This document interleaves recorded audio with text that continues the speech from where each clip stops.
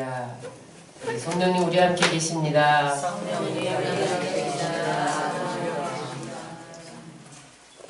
오늘 저는 고린도전서 13장 1절 3절의 말씀을 본문으로 해서 사랑 없으면 아무것도 아니다.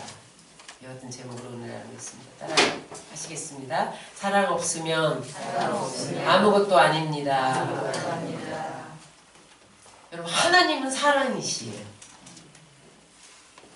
사랑은 하나님의 본질입니다. 하나님이 어떻게 생겼나? 하나님은 사랑입니다. 사랑해 본 사람은 하나님을 압니다. 이 하나님의 사랑이 완전하게 나타나는 것이 십자가입니다. 십자가는요, 하나님 사랑의 극치인데, 내가 너를 위해 십자가에 못 박혀 죽기까지 사랑한다. 그런 사랑의 외침이에요. 내가 온몸에 물과 피를 다 쏟아서 너에게 주기까지 내가 너를 사랑한다. 그런 하나님 사랑의 외침이에요. 그래서 그 하나님의 사랑을 받아들이기만 하면, 그 십자가를 내가 믿기만 하면 죄인인 우리가 하나님의 자녀가 됩니다. 우리가 사망에 처해 있다가 생명으로 옮겨져요. 그래서 기독교의 핵심은 사랑입니다. 그런데 그 사랑은 두 가지로 요약될 수 있는데, 하나님 사랑과 이웃 사랑. 지금 이 사회에 많은 문제들이 있잖아요. 산재되어 있는 문제들이 있어요. 해결책은 사랑입니다. 지금 아주 중대한 남북 문제가 급속도로 지금 진행되고 있잖아요. 급물살을 탔어요. 지금 남북 문제가. 분명한 것은 회담으로 해결되지 않습니다. 사랑으로 해결됩니다.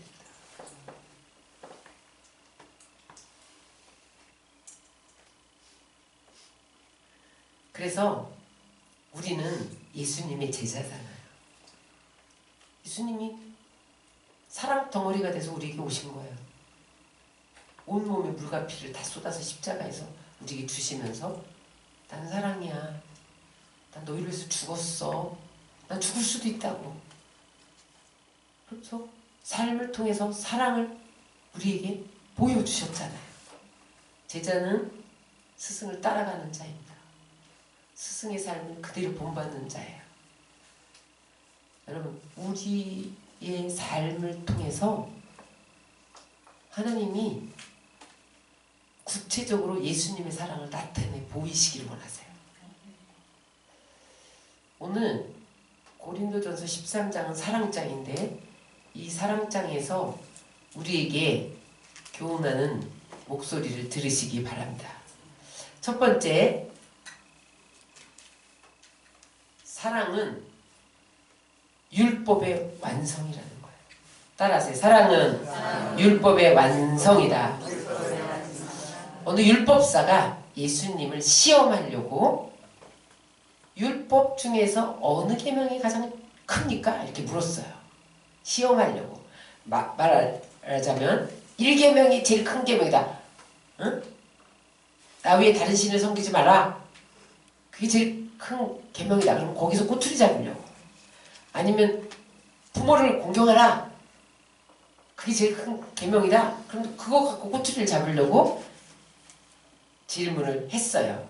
그럴 때의 대답이 오늘 마태복음 22장 37절 40절 말씀입니다. 다 같이 읽겠습니다. 내 마음을 다하고 목숨을 다하고 뜻을 다하여 주 너희 하나님을 사랑하라 하셨으니 이것이 크고 첫째 되는 계명이요 둘째도 그와 같으니 내 이웃을 내 자신같이 서로 사랑하라 하셨으니 이 두 계명이 온 율법과 선지자의 강령이니라.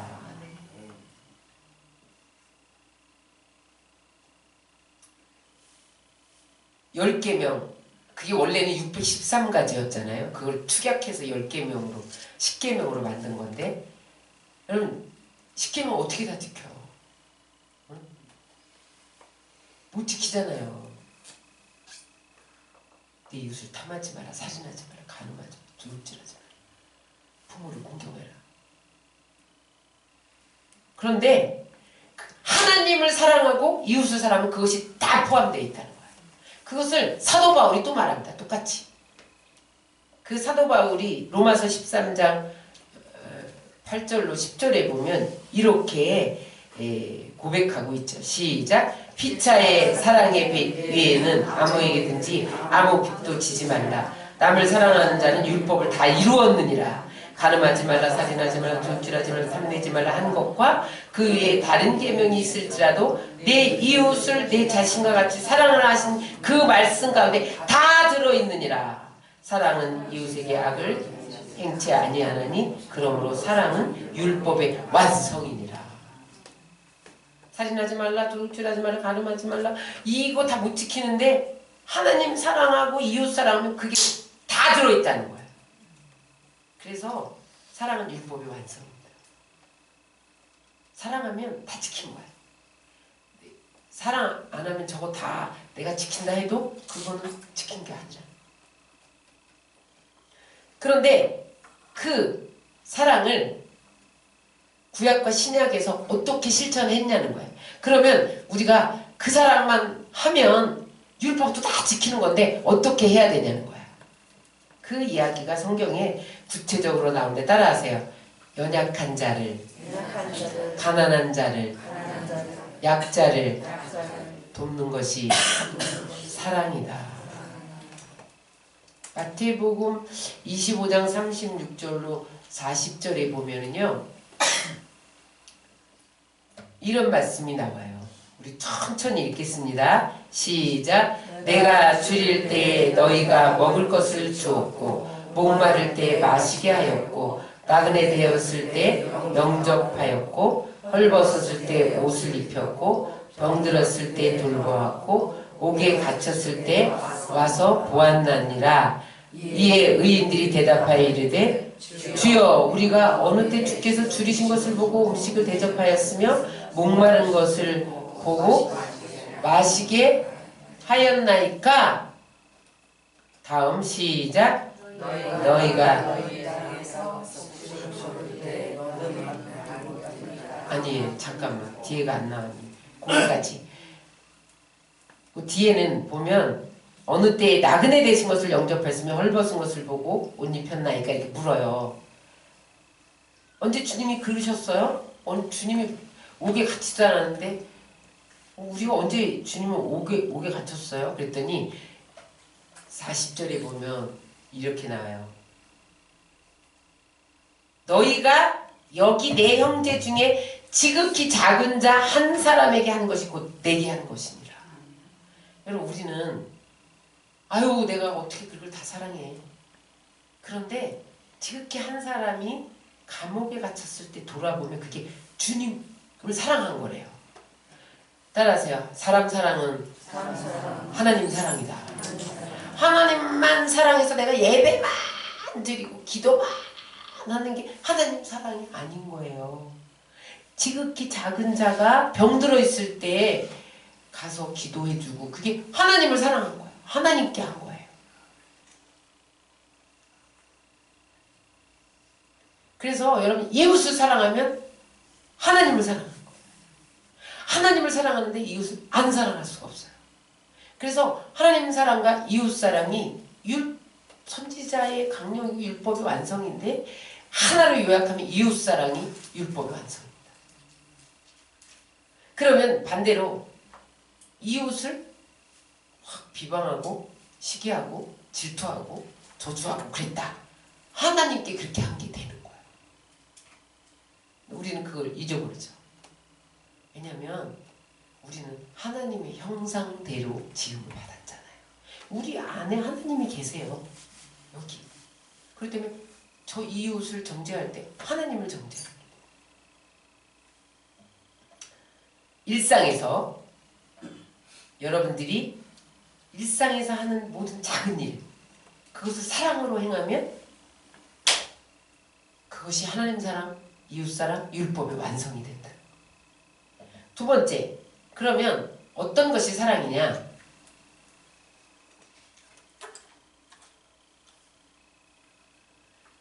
농사를 지을 때도 추수를 할 때도 여러분들이 하나님을 사랑할 수 있다는 거야.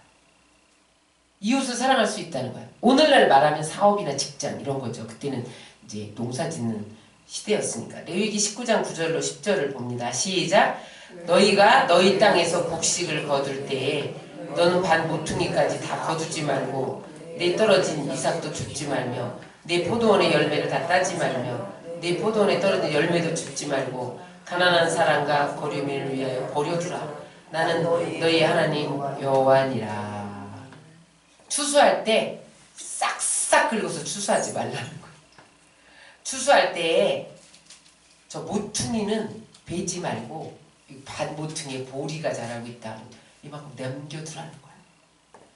추수할 때 논에서 벼벨 때 싹싹 비지 말고 모퉁이 남겨두라는 거예요. 또 이삭 이렇게 벼베다가 이삭이 떨어졌어. 그거 줍지 말라는 거예요. 포도원에 가서 열매 딸 때 그거 좀 남겨놓으라는 거예요. 다 따지 말고. 포도 송이 떨어졌어. 그거 줍지 말고 놔두라는 거예요. 왜? 개기 먹게. 나그네가 먹게. 지나가다가 배고픈 사람이 좀 먹게. 응? 가난한 사람이 좀 먹게. 버려두라. 그게 사랑입니다. 그래서 여러분 사실은 그 홈리스들 이런 사람들 먹여야 돼요. 제가 지난번도 얘기했지만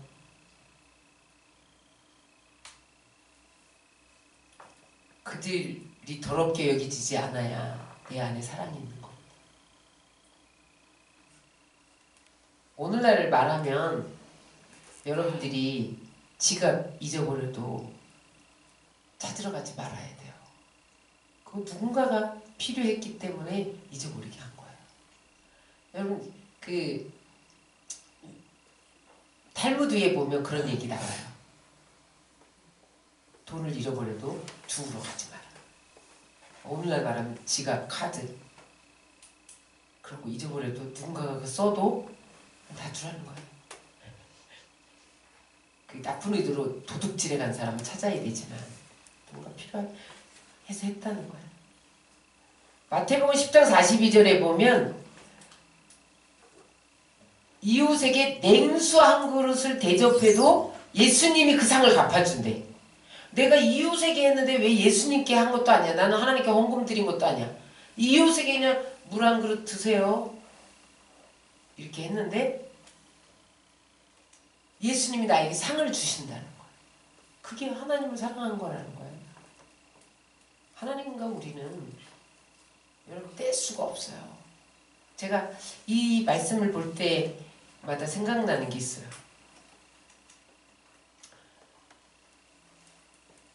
어떤 강원도에서 삭바느질을 하면서 부자가 된 권사님이 한 분 계셨어요. 그래가지고 대저택에 그때에 마당에 연못이 있고 그 시절에 지금부터 한 30년 전에 강원도에서 막 대저택에 살면서 연못이 있고 우물이 있고 정원이 있고 그런 집에서 살았단 말이에요. 삭바느질로 출발했는데 하나님이 뭐 의상실 이런 거 막 하면서 부자가 되게 하신 거예요. 근데 어느 날 집에서 이렇게 여름에 대청마루라고 그러잖아요. 거기서 이제 재봉에다가 옷을 받고 있는데 누가 마당에서 왔다 갔다 하는데 보니까 거린인데 아주 누더기 옷 입고 물 한 모금 주시오! 그러고 들어왔다는 거예요. 근데 이렇게 보니까 벌써 우물에 가서 한 바가지를 떠서 입에 물려고 하는데 그때 바가지는 고무 바가지가 아니고 박이잖아요. 박.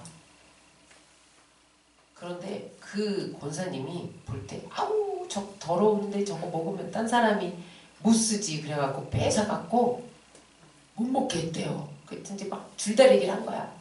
그 거리는 뭐 바가지 뺏어가려고 권사님 못 먹게 하려고 그걸로 입 못 대게 하려고 실랑이를 하다가 바가지가 떨어진 거야. 그러니까 아예 못 먹게 발을 확 밟아가 깨버렸대. 권사님이. 그러니까 그 거린이 순식간에 어디로 사라졌더라는 거예요. 그래서 번개처럼 사라졌네. 그러면서 이제 대청마루로 발을 이렇게 들여놓으려고 하는데 이게 번개처럼 사람이 사라질 수가 있어? 그래서 막 문 밖으로 뛰어나가 봤더니 흔적도 없이 사라졌더라는 거예요. 근데 마음속에 주님이 뭐라 그러냐면 내가 다녀왔다. 그러시더라는 거예요. 그때부터 그날 밤부터 그 권사님이 열이 펄펄 나더니 분중병에 걸린 거예요. 근데 그 권사님이 겉에다가 하얀 모시를 입기를 즐겨했어요. 여름에 모시를 못 입는 거예요. 진물이 나니까. 붕대를 칭칭 감고 모시를 입어요. 그것을 하나님이 회개시켰다고 간증하는 소리를 제가 들었어요. 그래서 그 지극히 작은 자에게 안 한 것이 곧 나에게 안 한 것이라는 그 말씀이 생각나면서 그게 나였다. 그러셨다는 거예요. 여러분, 지극히 작은 자에게 사랑을 베풀면 하나님이 결탄kok상을 잃지 않는데 지극히 작은 자에게 사랑을 베풀지 않으면 여러분 하나님이 또 갚으시는 거죠.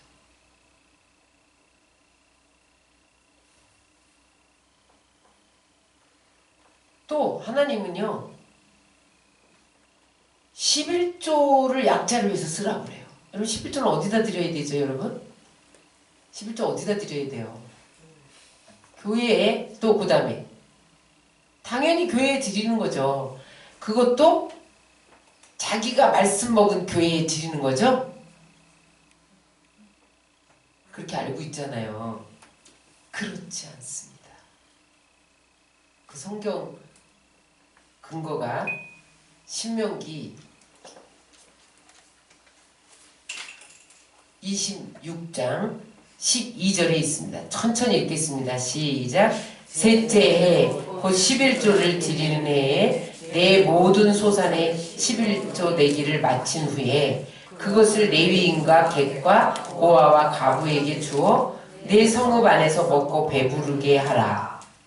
그리할 때에 네 하나님 여호와 앞에 아뢰기를 내가 성물을 내 집에서 내어 레위인과 객과 고아와 가부에게 주기를 주께서 내게 명령하신 명령대로 하였사오니 내가 주의 명령을 범하지도 아니하였고 잊지도 아니하였나이다. 11조를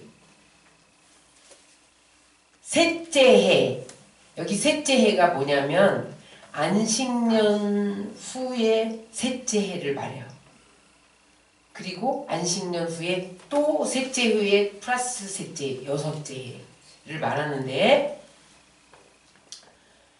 모세는 수입의 10분의 1을 그것을 제1 11조라 신학적인 용어로 레위인에게 드려서 레위인이 교회예요. 오늘날 제사장 레위인들의 그 사역 용도로 쓰고 교회를 운영하는데 운영 비용이라든지 제사장과 레위인도 먹고 살아야 되잖아요.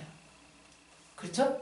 그러니까 제사장과 그 레위인들의 생활비로 드리고 그 다음에 그 사역 용도로 쓰게 하고 그 다음에 11조를 뗀 10분의 9에서 다시 11조를 떼라는 거예요.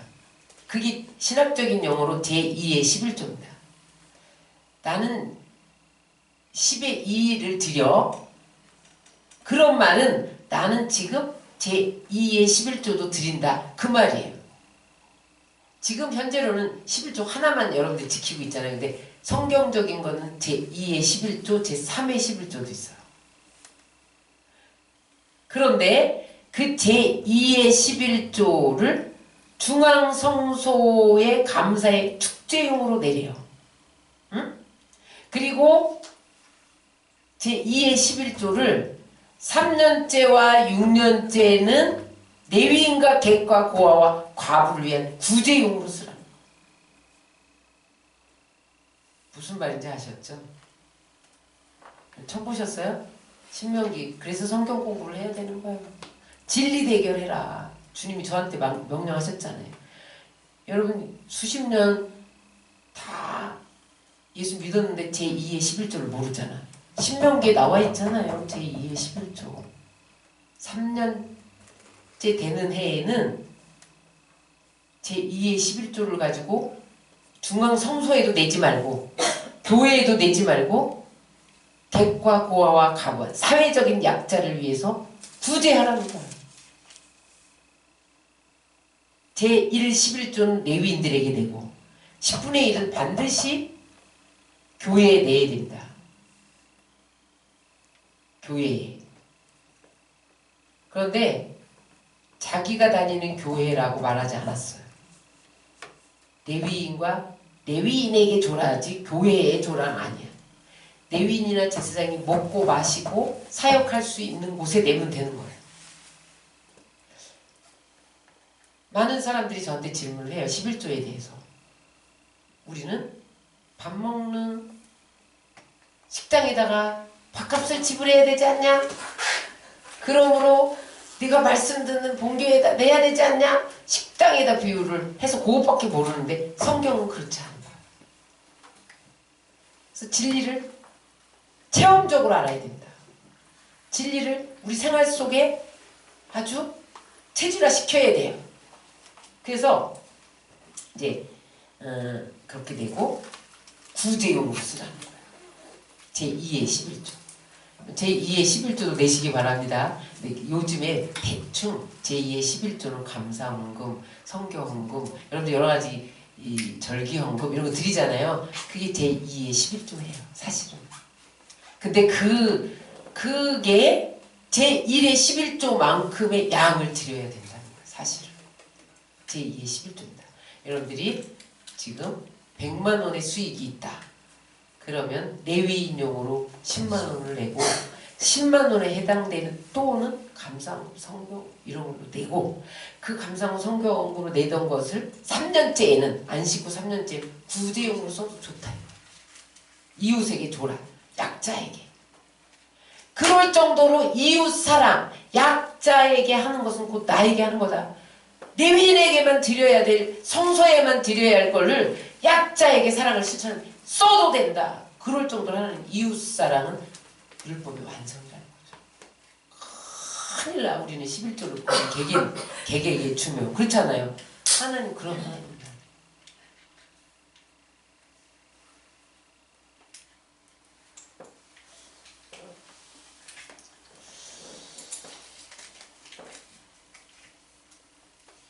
우리가 어떻게 십계명을 지킬 수 있습니까? 하나님의 율법을 지킬 수 있습니까? 여러분 선지서를 보면 순종 안 하면 다 죽여버립니다. 우린 수없이 순종 안 하고 살잖아요. 다 죽었어. 우리는 다 죽었어. 그럴 줄 알고 예수님을 보냈고 사랑하는 그 모든 것이 포함돼요.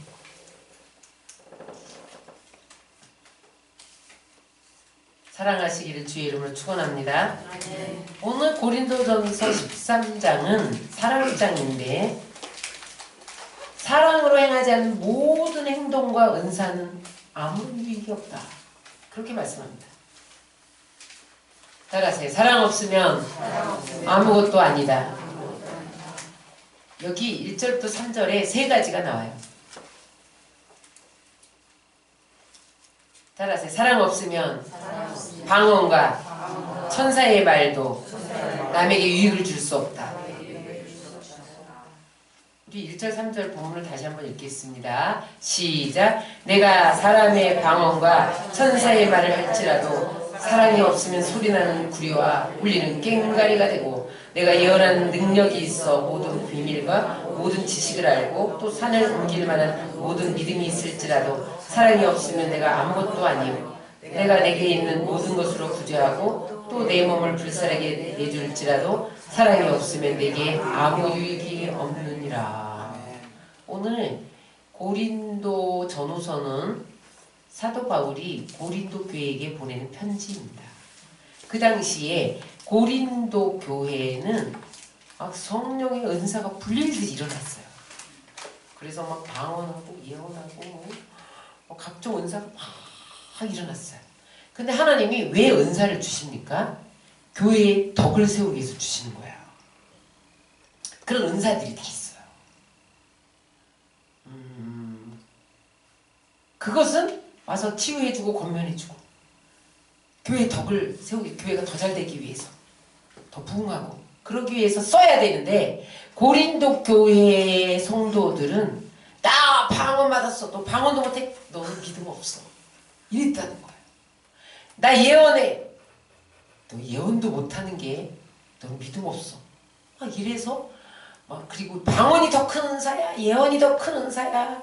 막 그래서 자기 외적인 눈에 보이는 그 은사들을 자랑하면서 남을 무시하고 그랬기 때문에 갈등이 일어났다. 교회에 분쟁이 일어났다는 거야. 막 교회가 혼란해졌다는 거야. 그래서 사도 바울이 은사를 사용하는데 사랑의 원리에 기초해야 된다. 네가 방언을 말하고 하늘의 천사가 말하는 천사의 말을 할지라도 사랑 없으면 아무 소용이 없다. 편지를 씁니다. 여기 등장하는 악기가 두 개예요. 뭐예요? 응? 소리나는 구리와 울리는 꽹과리. 이게 뭐냐면 그때 이방신을 섬기는 이교도들이 잠자는 신을 깨우기 위해서 땅땅땅땅땅땅땅 꽹과리 쳤단 말이에요. 오늘날 우리 구닥거리하고 무당들이 굿할 때 땅땅땅땅 막 치잖아요. 그런 거. 꽹과리. 그리고 그 다음에 잠자는 신을 깨워서 악령을 내어쫓는다. 귀신을 내어쫓는다. 꽹과리 따따따따 막 쳤단 말이에요. 실제로 고린도 교회에서요. 방언도 안 받고 또 방언도 못 받았어. 무시하니까 따따따따따따따 그러고 막 방언 흉내를 막 냈어요.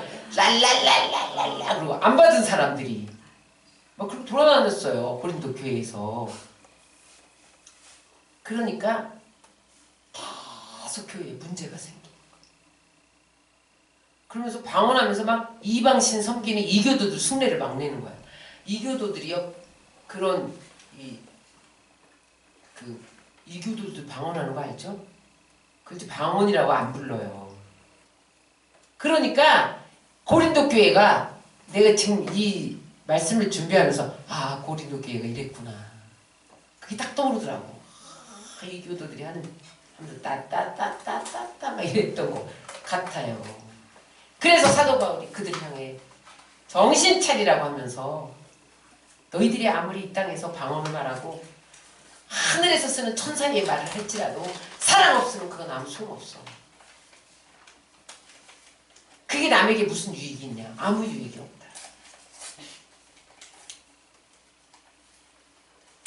여러분들이 아무리 큰 은사를 받고 여러분들이 아무리 언변이 좋아도 그 안에 사랑이 담겨 있지 않으면 사람을 살릴 수가 없다는 거야. 그러나 조금 언변이 부족하고 표현력이 부족하고 어눌할지라도 그 말에 따뜻한 사랑이 담겨 있으면 다른 사람을 유익하게 할 수 있다는 거야. 살려낼 수가 있다는 거야. 세울 수가 있다는 거예요. 여러분 그 따뜻한 말 한마디로 여러분들이 따뜻하게 웃어주는 그 미소로 사람을 위로해주고 감싸 안고 평안해주고 하게 해주고 격려할 수 있다는 거예요. 여러분 말 한마디로 사람을 따뜻하게 해주시기를 주의 이름으로 축원합니다.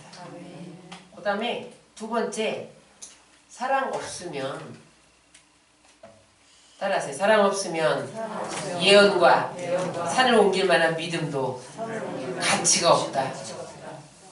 2절 다 같이 읽겠습니다. 내가 예언하는 능력이 있어 모든 비밀과 모든 지식을 알고 또 산을 옮길 만한 모든 믿음이 있을지라도 사랑이 없으면 내가 아무것도 아니에요.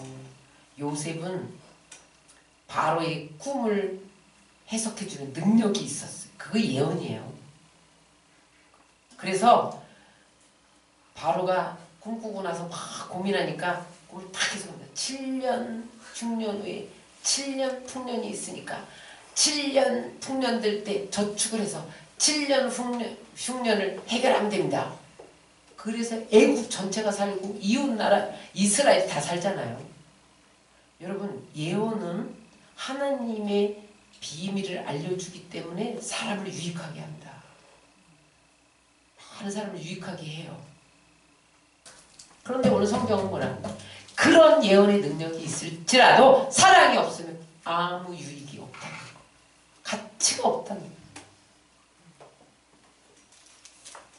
서산 방조제를 가면 정주영 씨가 서산 간척지를 만들었어요. 그때에 그 바다를 막는다는 건 인간으로 불가능하다 그랬습니다. 정주영을 믿는 사람도 아니거든요. 근데 그 사람이 어떤 연구를 했는지 아세요? 어떻게 그 바다를 막았게요? 어떻게 막았어요?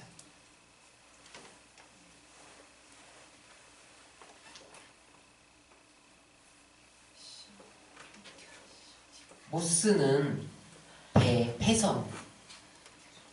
못 쓰는 배, 폐선을 그곳에 다 침수시킨 거예요. 배들.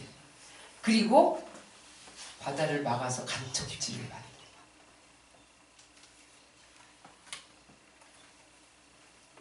거예요. 예수 믿지 않는 사람도 이런 믿음을 가진 사람은 멋지잖아요. 여러분들이 지금 그런 산을 옮길 만한 믿음이 있어서 모든 사람을 유익하게 하는 간척지를 막았다. 방조제를 만들었다. 그래도 사랑 없으면 아무 가치가 없다는 거예요. 세 번째, 사랑 없으면, 따라하세요. 사랑 없으면 구제와 헌신도 나에게 유익이 될 수 없다. 첫 번째는 방언과 천사의 말을 들은 남에게 유익이 없고, 두 번째는 예언과 산을 옮기면 믿음도 사랑 없으면 가치가 없고, 그 다음에 세 번째, 구제와 헌신도 나에게 유익이 없다. 3절을 다 같이 읽겠습니다. 시작. 내가 내게 있는 모든 것으로 구제하고 또 내 몸을 불사르게 되어줄지라도 사랑이 없으면 내게 아무 유익이 없느니라. 예수님 당시에 유대인들이요, 구제를 할 때 길거리에서 회당 거리에서 나팔을 불러.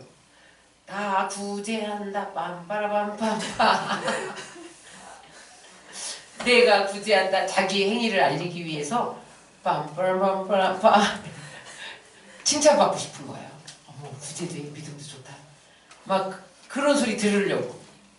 근데 여러분, 하나님 축복 안 하셨어요. 이 외식하는 자들아, 책망하셨어요. 동기가 순수하지 못하면 하나님 안 받으십니다. 구제를 사랑하도록 하지 않으면 아무것도 아니라는 거. 자기 영광 받기 위해서 체면치레로 헌금 얼마 했습니다. 떠들고 다녀. 아니면 저기다 기부하고 사진 찍어서 신문에 내. 하나님이 안 받으신 거예요. 여러분, 저는 그 얘기 나올 때마다 가슴이 쭉 내리 않습니다. 어느 교회가 어디에다가 1억을 기부했습니다. 사진에 찍어서 신문에 내, 광고를. 왜 내냐고, 신문에. 그건 이미 하나님이 안 받으셨어. 따라하세요. 오른손이 하는 거. 왼손이 모르게 하자. 여러분 그 얘기가 초대교회에 있었잖아요. 바나바는 착한 사람이에요. 덕망 있는 사람이에요. 사람들에게 칭찬받는 사람이에요. 어떻게 해서 칭찬받고 덕망 있고 그러냐? 그는요 오른손이 하는 걸 왼손이 모르게 했어요. 전 재산을 팔아서 다 사도들 발 앞에 내둔 거예요. 그 사람들이 확 칭찬하고 존경하고 그랬어요. 아나니아 삽비라가 가만히 보니까 나도 존경받고 싶은 거죠. 사람들에게. 자기도 땅을 팔았어. 그리고 얼마를 감췄어. 그리고 사도들 발 앞에 가져오면서 다 드립니다. 그런데 베드로에게 성령이 알려주셨어. 얼마를 감추었다. 넌 어째 성령을 속이느냐? 일부를 떼어놓고 남들에게 보이기 위해서 일부만 가져왔더니 하나님 그 자리에서 죽여버렸다.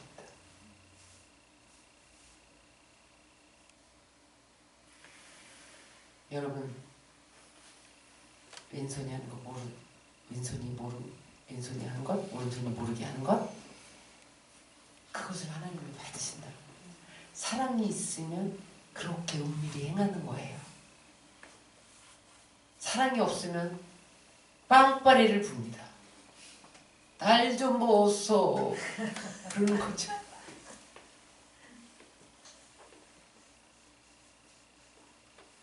사랑 없는 행위는 열매 맺을 수 없는 거예요. 왜냐하면 하나님의 본질이 사랑이기 때문에. 요한일서 4장 8절에 보면 하나님은 사랑이심이라. 요한일서 4장 12절에 보면 다 같이 읽습니다. 시작. 어느 때나 하나님을 본 사람이 없으되 만일 우리가 서로 사랑하면 하나님이 우리 안에 거하시고 그의 사랑이 우리 안에 온전히 이루어지느니라. 여러분 방언이나 예언이 패할 날입니다. 예수님이 재림할 때 모든 은사는 패해집니다. 그러나 하나님의 본질인 사랑은 영원합니다. 여러분 모든 일을 사랑의 동기로 하시기 바랍니다. 초대교회는요 얼마나 뜨겁게 사랑했는지 서로 물건을 통용하고 자기 재산 내 재산 다 없었어. 그렇게 사랑했다는 거예요. 그 이야기가 사도행전 2장 44절로 45절에 나와요. 다 짓겠습니다. 시작. 믿는 사람이 다 함께 있어 모든 물건을 서로 통용하고 또 재산과 소유를 팔아 각 사람의 필요를 따라 나눠주며 다 나눠줬어요. 그래도 초대교회 그러면 다 나눠주고 난 뭐 먹어? 하나님이 다 부어주셨다니까요.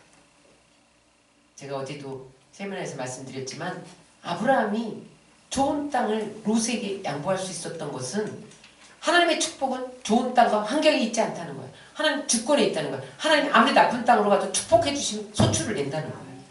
그래서 아낌없이 나눌 수 있었던 거죠. 응?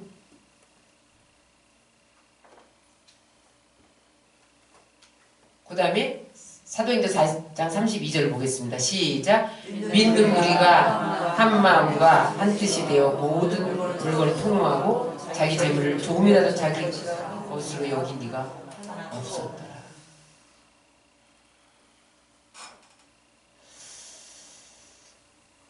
어떻게 돼서 이렇게 물건을 통용했냐? 탐욕을 버리면 돼요. 탐욕. 응? 탐욕이 있기 때문에 안 되는 거야. 그 탐욕을 어떻게 버려요? 사랑이 있으면 버려요. 사랑이 있을 때 공동체에 덕을 끼칠 수가 있는 거야. 여러분 이 사랑으로 예수님의 제자됨을 증명하며 사시기 바랍니다. 우리 헨리 나우엔 교수의 이야기를 여러분들과 함께 나누고 말씀을 마치고자 합니다. 헨리 나우엔은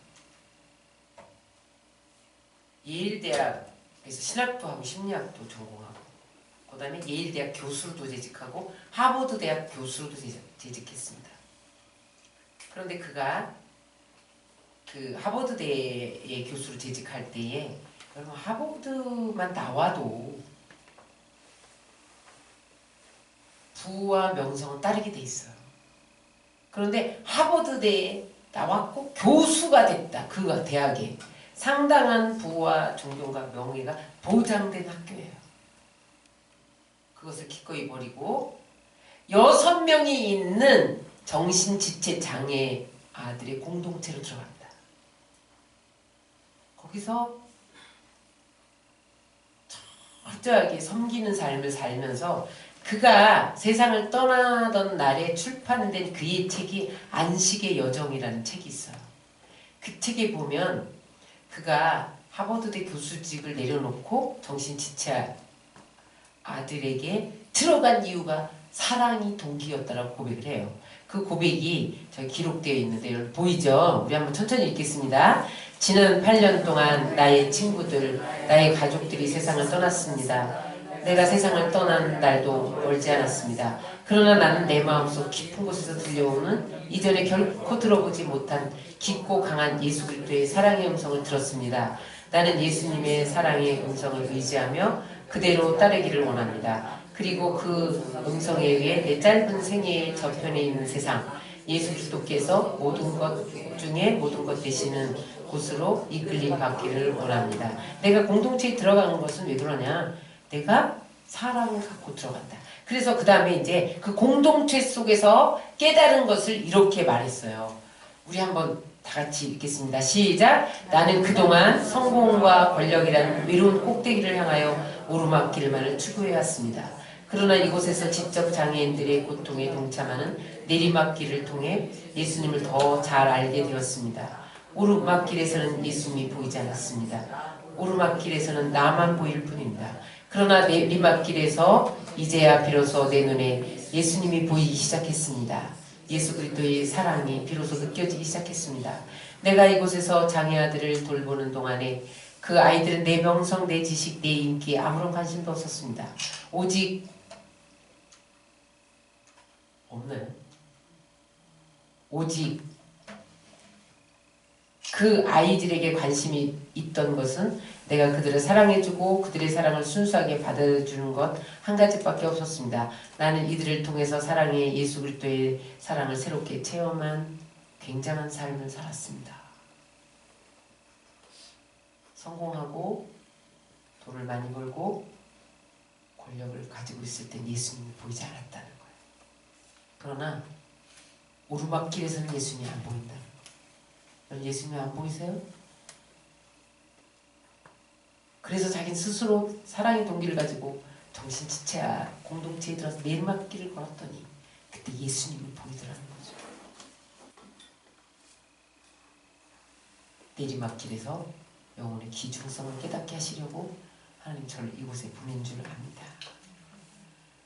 사랑의 삶을 살았던 헨리 나우엔의 고백이 나의 고백되기를 원하고 여러분들의 고백되기를 원합니다. 오늘 사도 바울이 고린도 교회에 쓴 편지를 통해서 우리에게 사랑의 중요성을 3가지로 요약했습니다. 사랑이 없으면 남에게 아무 유익을 줄 수 없다. 사랑이 없으면 나 자신도 아무것도 아니다. 사랑이 없으면 나에게 얻는 것이 아무것도 없다. 존재 가치도 없다. 여러분 방언 못해도 괜찮아요. 예언 못해도 괜찮아요. 구제와 헌신 못해도 괜찮아요. 사랑만 있으면 됩니다. 사랑하면 그것도 다 들어간 거예요. 모든 계명의 성취가 사랑입니다. 사랑만 있으면 남의 유익을 줄 수 있고 나도 존재 가치가 있고 남을 유익할 수 있어요. 여러분들이 아무리 열심히 헌신하고 봉사하고 일하고 내가 큰 업적을 남기고 내가 많은 것을 하나님께 바치고 그랬다 할지라도 사랑의 동기로 하지 않은 것은 아무 소용이 없습니다.